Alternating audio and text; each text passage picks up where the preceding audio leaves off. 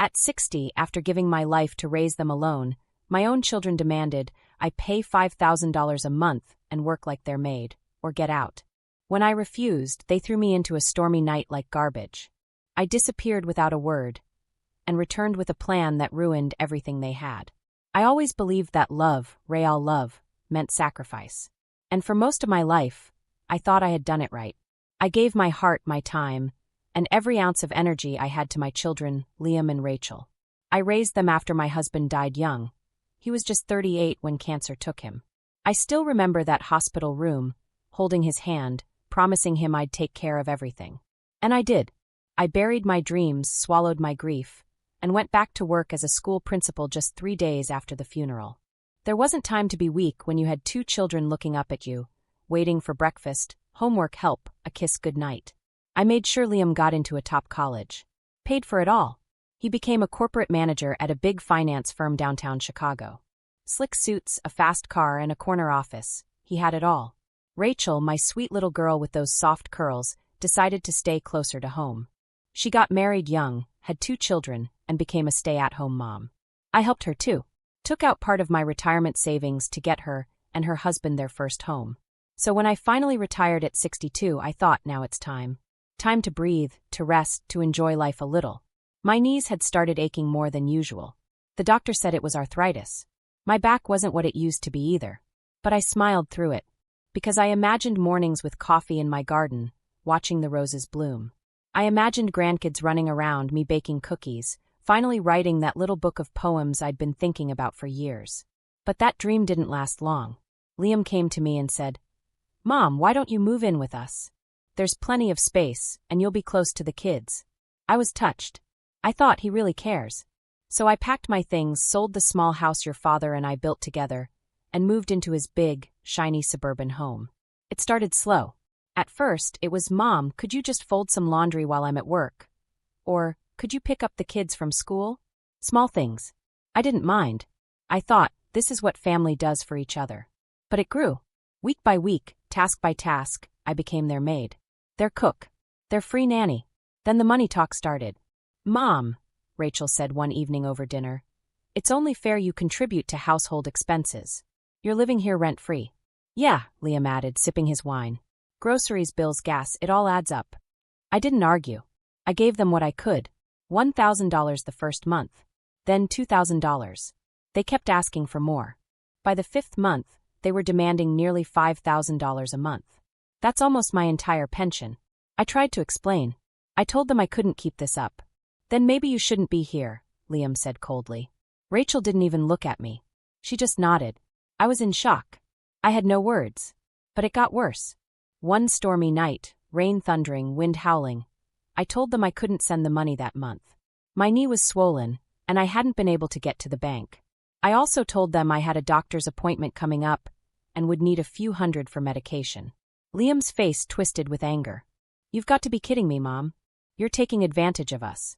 Rachel stood up and pointed to the front door. "If you're not going to pull your weight, then maybe you should go."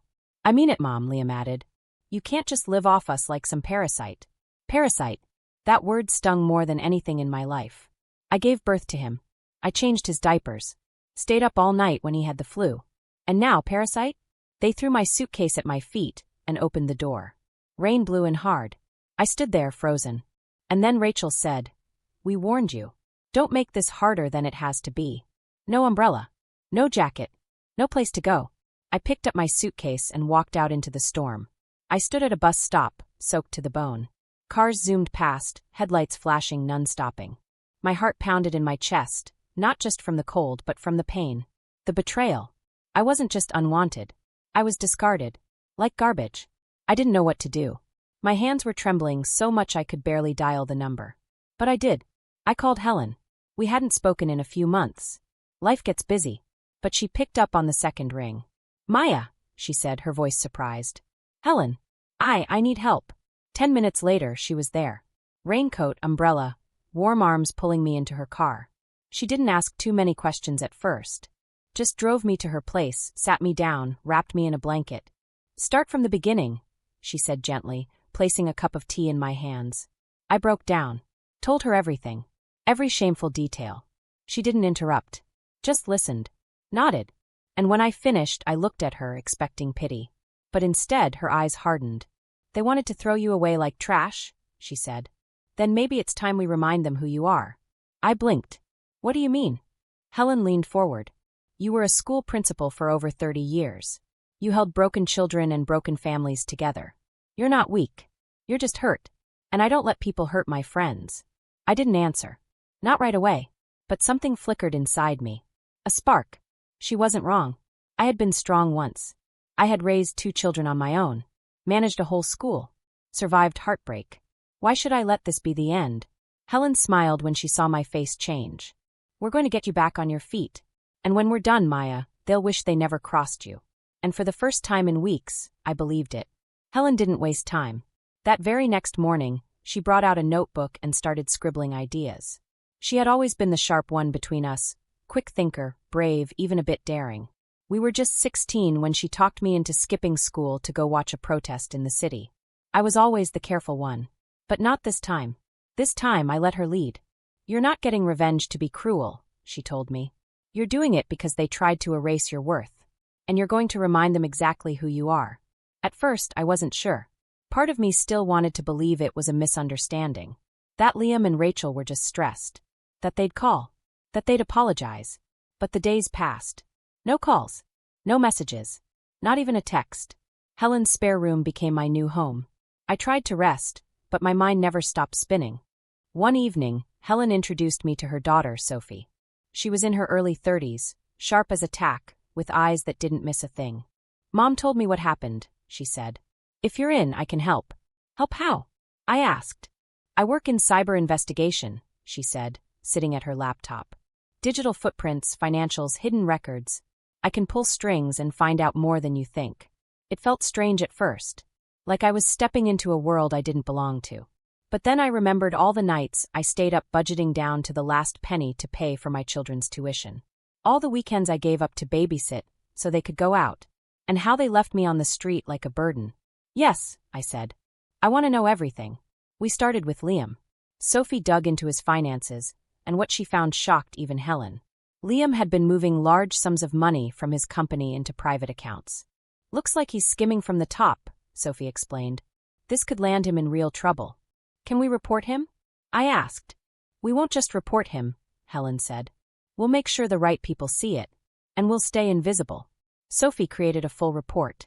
She sent it, anonymously of course, to Liam's company's internal audit department. We waited. Within 2 weeks, Liam was suspended from his job. His name was flagged in an embezzlement investigation. And then came the scandal. His affair with a junior employee leaked through office gossip. His wife found out. She filed for divorce immediately, took the kids, and froze their joint accounts. Helen and I sat across from each other at the kitchen table, watching the news pop up on a small business blog. Disgraced finance manager under fire for alleged theft and infidelity. I didn't smile. I didn't laugh. But something inside me felt steadier, like I had taken back a little piece of myself. What about Rachel? I asked a few days later. Rachel had always been the more subtle one. But Sophie soon found out she wasn't innocent either. She'd been applying for government support under false information, hiding her husband's real income, and using the extra cash to shop online and pay off hidden credit cards. Her debt was massive, over $80,000. And then there were the fake invoices she submitted to a community daycare project. She had been part of a committee, helping manage funds. Turns out, she'd been writing checks to a company that didn't exist. A company she secretly controlled. We've got enough here to trigger audits from both the welfare department and her lenders, Sophie said. Do it, I whispered. So we did. Within a month, her benefits were frozen. Her credit cards were flagged.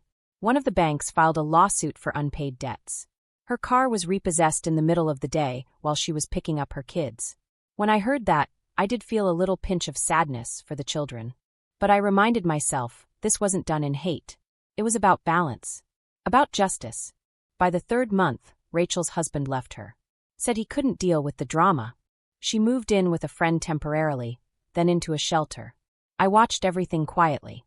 I never bragged. Never gloated. I didn't want anyone's sympathy or revenge story shared online. I just wanted the truth to be felt. I wanted my silence to speak louder than their cruelty. During this time, Helen helped me rebuild. She took me with her to her agency. I met other women, other parents who had been through worse, abandoned, abused, manipulated by the very children they had once carried in their arms. Their stories made mine feel less lonely. With Helen's guidance, I invested what little I had left. We started a small initiative, offering support to elderly people facing emotional and financial abuse from their own families. Word spread quickly. People came not just for advice, but for strength.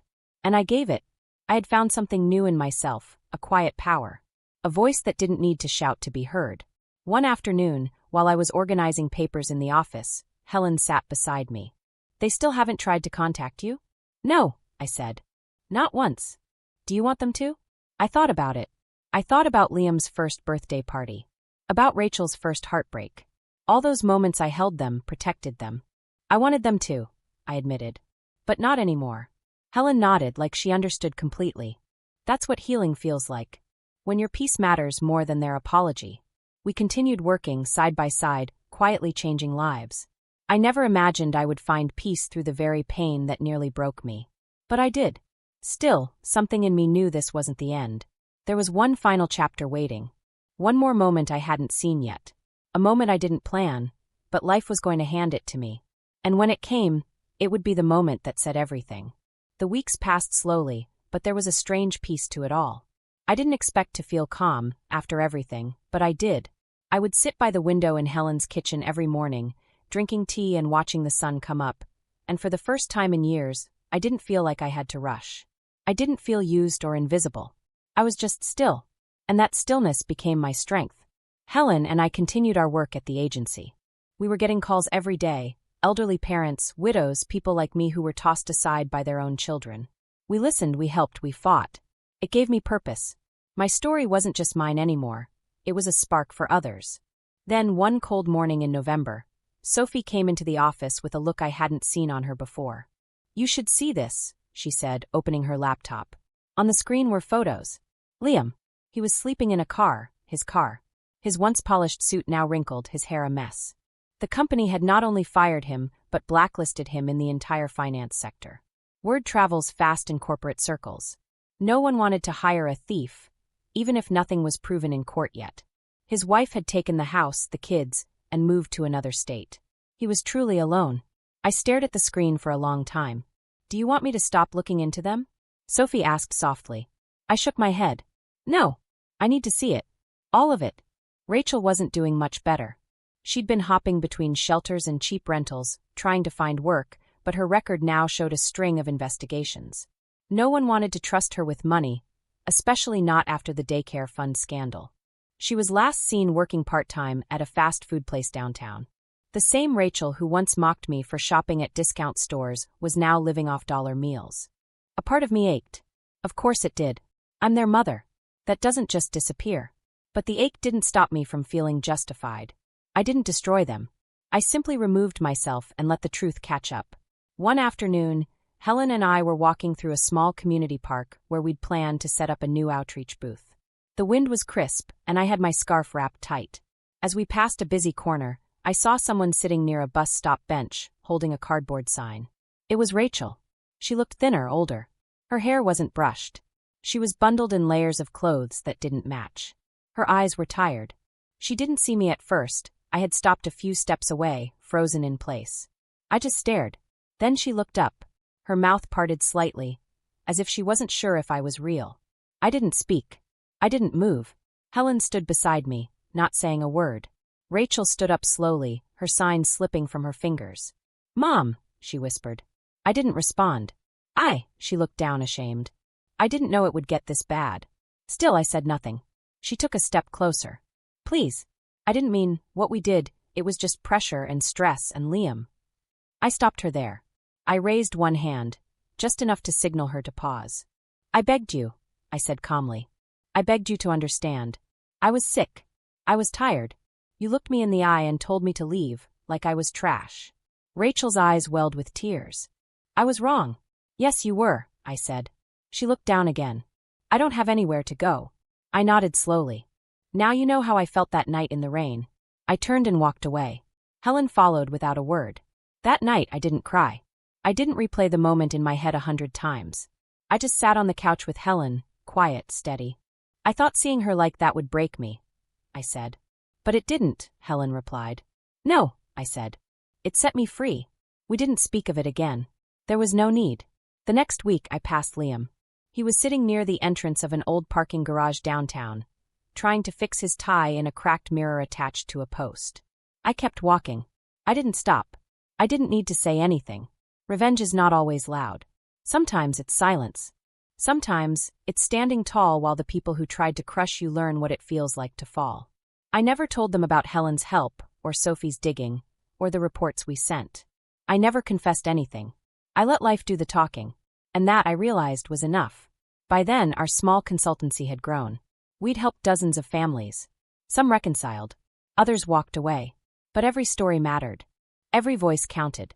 We weren't just helping people. We were rebuilding dignity. One morning, a woman came in, early 60s, quiet voice. Her son had taken control of her finances and left her with nothing but a room in his basement. When she cried, I reached across the table and held her hand. I understand, I told her. And you're not alone anymore. She looked at me like I had just given her air to breathe. That was the moment I realized I wasn't just living again. I was leading again. And I still had one more chapter left to live. A year had passed since that stormy night. One full circle of seasons, from rain to snow to spring again. Sometimes it felt like a dream, like none of it had happened. Other times, the memories came back so clearly I could hear the wind, feel the weight of my suitcase in my hand, and the sting of those final words they said before shutting the door. But I wasn't that woman anymore.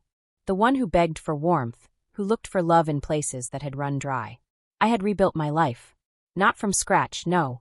I had built it from pain. That pain became the bricks, the foundation, the strength I stood on now. Our agency had grown more than we imagined. Helen and I moved into a bigger space, closer to the city. We now had a small team, volunteers, retired counselors, even some people we once helped who came back to give their time. We called it Silver Second Chance. And people listened. People came. We had talks in libraries, in churches, in community halls. My story, without names, became part of our opening speeches. It made people cry, made them stand up and say, "Me too." But the final piece of my own story came one sunny afternoon on a downtown street corner. I was walking back from a community meeting. I had my notebook under one arm, my coat folded neatly, and a small cup of tea I'd picked up on the way. The sidewalks were buzzing with people. Laughter, footsteps, city sounds. And then I saw them. Both of them. Liam was sitting on a crate by the alley wall. Rachel was leaning against a lamppost just a few feet away. They didn't see me at first. They were talking to each other. Well, arguing quietly. I couldn't hear every word, but I caught the tone. Tension. Bitterness. Regret. They looked so different. Not just in clothes or appearance, but in their eyes.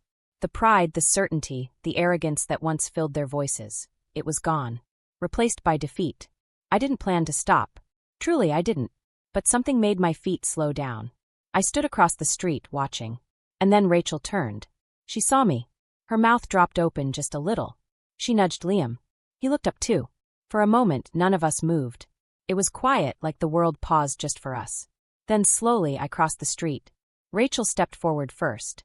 "Mom," she said, almost like a question. I didn't reply. I walked past her and stopped in front of Liam. He couldn't meet my eyes. He looked down at the pavement. "I don't want your money," he muttered. "I know I don't deserve anything." Rachel sniffled. We've been trying to get help. But everywhere we go, it's like doors just close." I looked at them, really looked. And in that moment, I saw not my children, but two strangers who had lost everything. Not just their jobs or homes, but their integrity, their sense of love. "I gave you everything," I said quietly. "Not just money. My life. My heart. You turned me out in the middle of a storm because I couldn't hand you another check." Rachel wiped her face, her voice shaking. "We didn't think it would go that far. We thought you'd be fine." "You didn't care if I was fine," I said, my voice still calm. "You just cared that I wasn't useful anymore." They said nothing. I reached into my coat pocket and pulled out a single coin. I walked up to the small cup in front of Liam and dropped it in. The clink was sharp and loud. Rachel's mouth trembled. "You're not even going to say anything else?" I leaned in slightly. "Now you know what it feels like to be thrown away." And with that I turned and walked away. They didn't follow. The city carried on. Horns honked. People laughed. Someone's music played faintly from a corner cafe. And I kept walking step by step without looking back. That evening, I sat by Helen on the small porch behind the agency. The sunset was soft, painted in warm pinks and oranges. "I saw them today," I said. She didn't act surprised. She just nodded. "I gave them a coin," I added. She raised her eyebrows slightly. "Just one?" I smiled a little. "That's all they gave me when they left me on that street." "Nothing." "You feel lighter now?" she asked. "Yes," I said. "It's over. Not the memory, but the weight. I'm not angry anymore." She reached over and patted my hand. "That's what healing looks like." I sat there, quiet, listening to the wind rustling through the trees. I thought about everything I'd been through, the love, the betrayal, the storm, the rise. And I realized something. I hadn't taken revenge to destroy them. I had taken my life back. My voice. My strength. The world hadn't given it to me. They hadn't either. I found it in the cold, in the dark, on that rainy night when no one else showed up, but I did. This story I've told you, it's not just about pain. It's about power. The quiet kind. The kind that comes when you've lost everything and still choose to stand. My name is Maya Thompson. I was a mother, a principal, a woman who was betrayed by her own blood. And I survived. Not just to live again, but to help others rise too. My story doesn't end with revenge. It begins with freedom.